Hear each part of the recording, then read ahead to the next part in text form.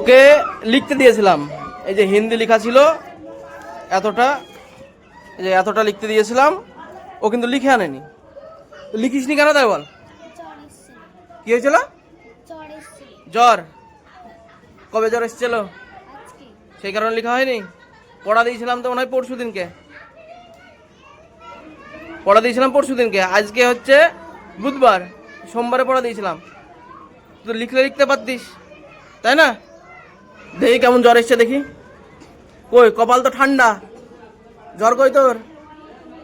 হ্যাঁ কই জ্বর? গরম নাই তো কপাল?